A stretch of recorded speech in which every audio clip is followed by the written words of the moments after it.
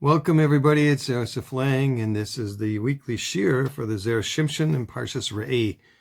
I hope you enjoyed last week's double portion. It was a little long, but I had to split it up, but it was very fascinating. So this week also has a very fascinating idea.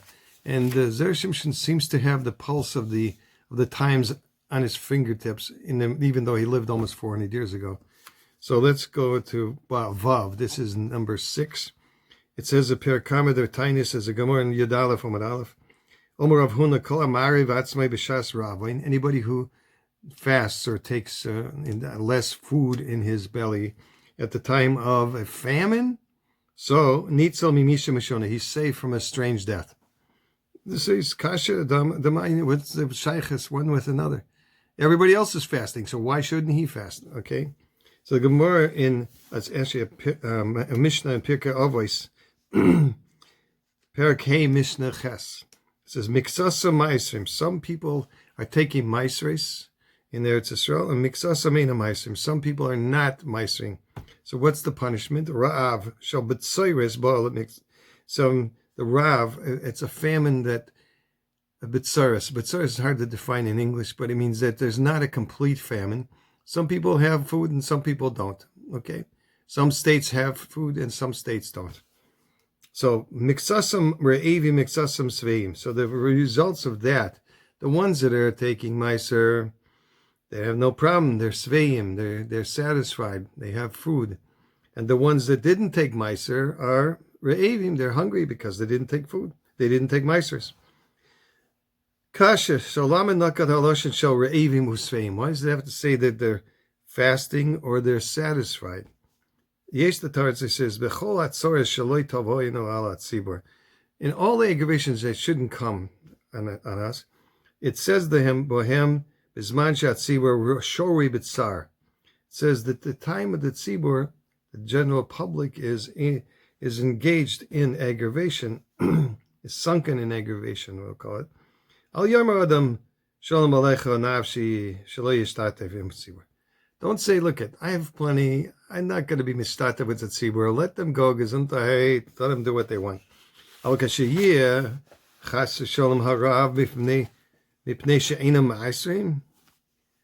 if the famine comes because those people are not taking meisers,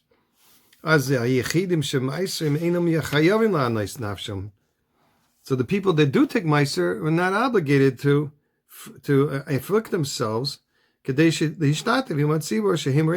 they can join with the tzibur, that because the other part of the tzibur that wasn't as being punished, that because they didn't take meisers are having famine. Because they didn't take meisers, so they're their own fault. In other words, literally, it's their blood is in their head. In other words, they're their own problem. And those that took meiser, so why shouldn't they eat, drink, and be merry, as they say? Since HaKadosh Baruch gave them a lot of food, therefore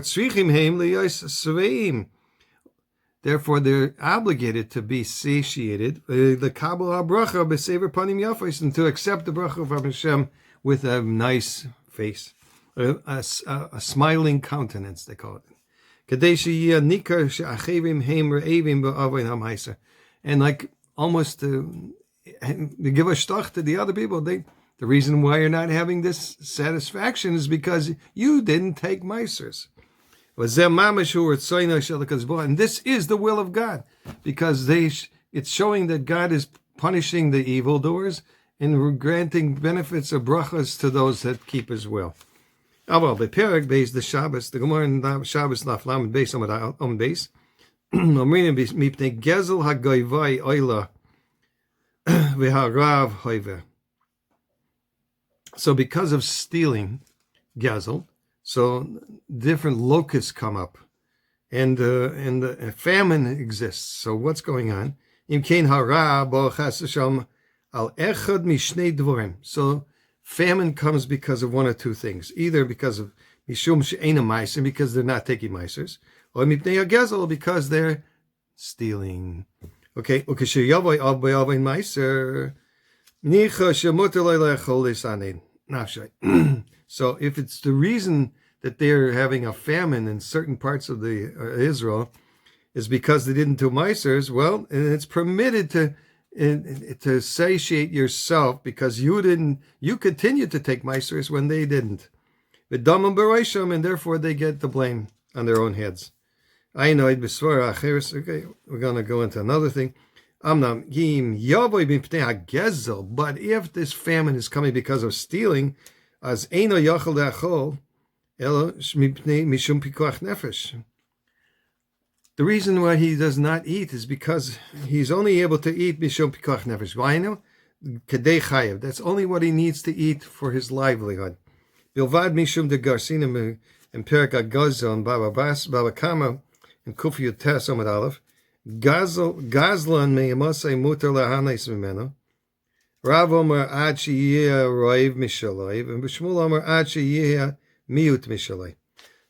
So the Gemara in Baba Kama said, when is it permitted to have a pleasure from a gazlan? When most of the crops are his. And the Shmuel says when ad sheyeh miut mishalei, unless, and he says it's only a miut, only a minimum amount that's his.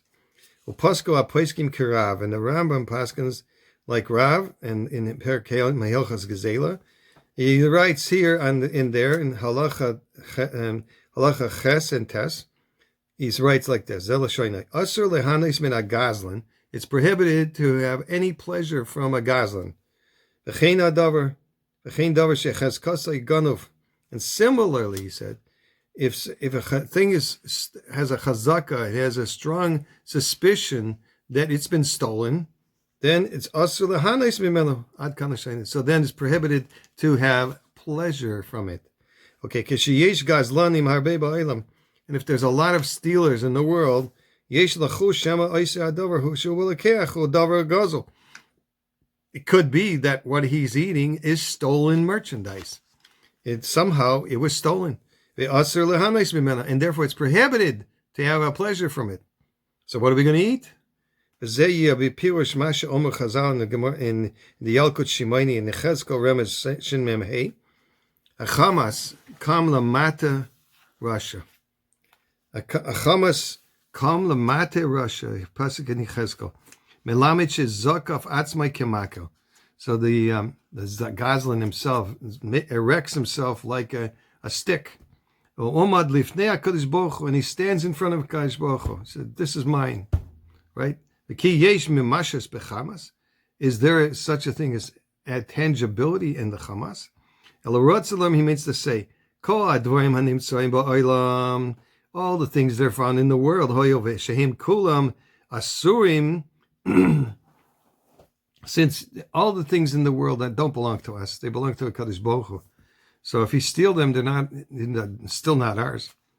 They're all standing in front of HaKadosh Baruch Hu. Like we said before, Al Apasa ki Mala ha'oretz chamas by Parshas Noach. Okay, that was the Gezar Din on them, right? They did all kinds of wicked things, but the Gezar Din was finally chamas. Stealing something, it's not stealing, it's just taking something that you're paying the man not what he's asking for. He asks for $2, you put down $1.50 and take the object and go buy Charlie Brown. No.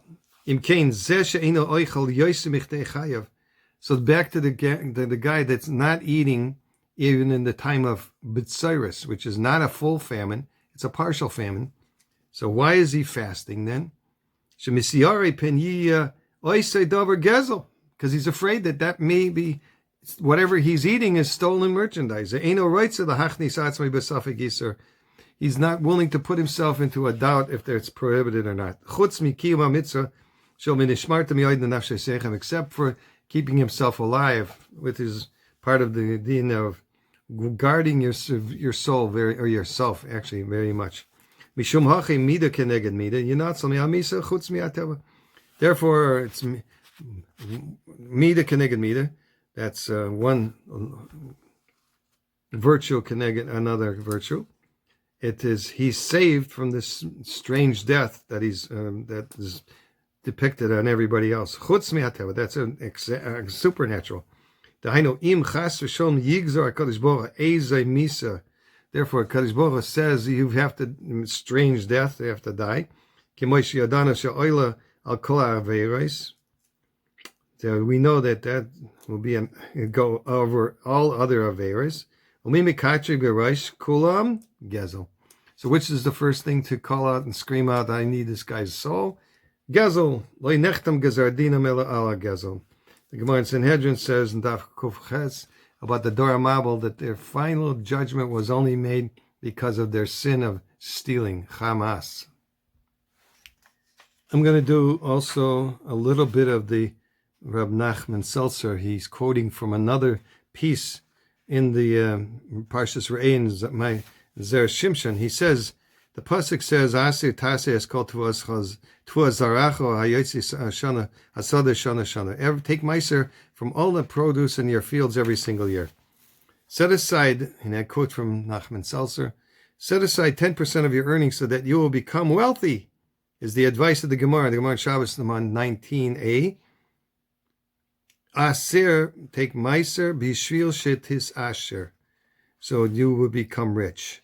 The Midrash Tanchuma points out that it is worthwhile to give your meiser to Talmidei Chachamim. And there is even a hint to this in this pasuk.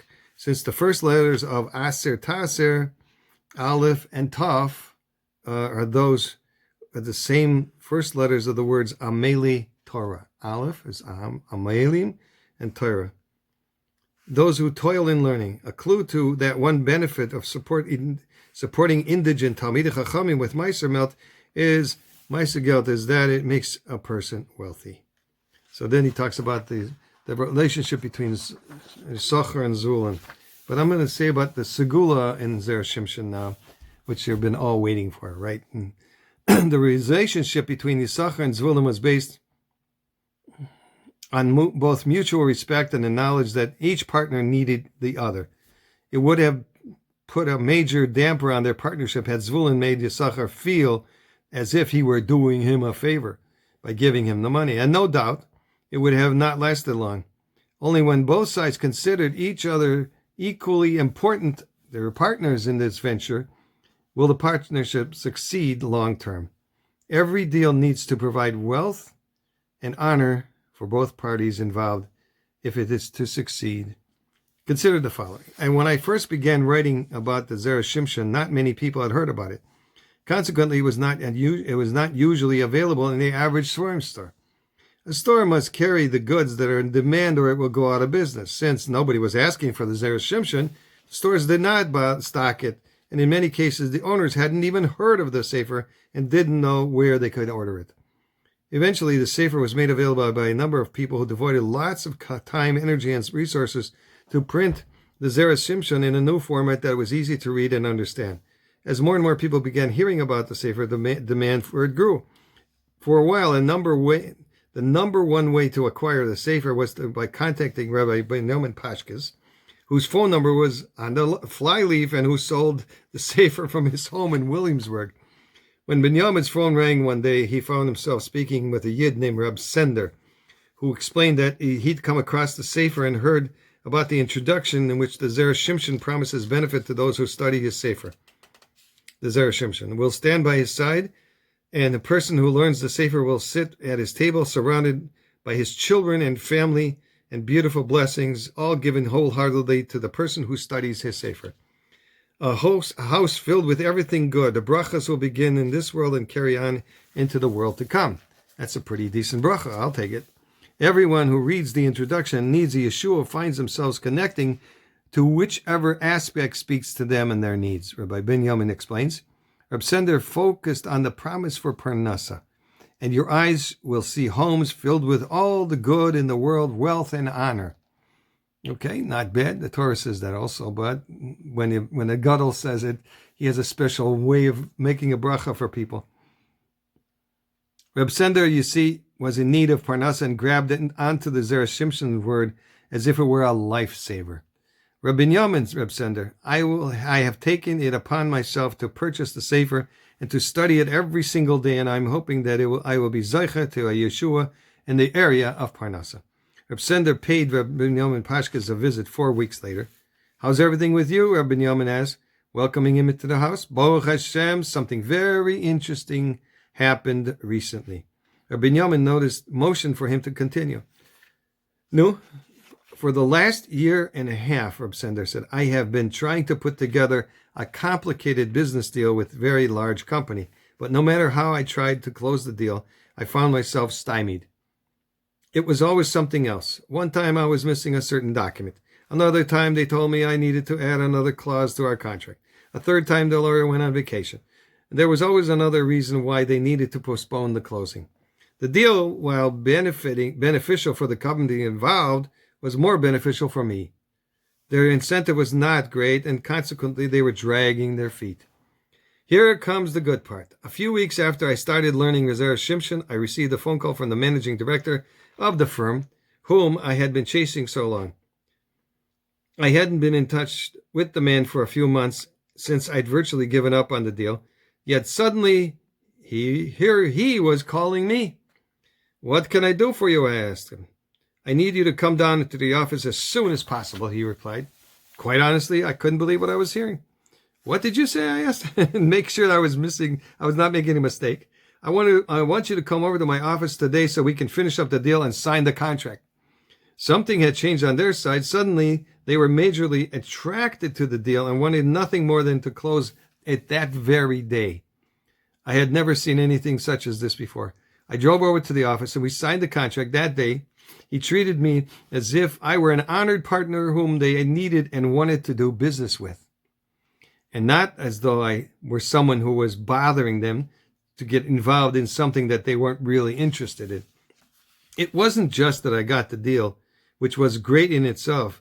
It was also the fact that they were treating me as if I were a partner, as if both sides were equal and respected. Rabbi Binyamin, he concluded, it was as if the sun had emerged from behind the clouds to shine upon my world. It was exactly as I said to you when I purchased the Sefer. Your eyes will see homes filled with all the good of the world, wealth and honor. The Zera Shimshon's bracha was fulfilled in its entirety, since not only is the deal extremely lucrative for me, but it was also carried out with honor and respect with my eyes, and in my eyes, that was just as important. May you have a wonderful week and a happy Chodesh Tov, Chodesh Elul, Thursday and Friday. Mitzvah Hashem, have all the brachas brought to you by the Zera Shimshon, none other.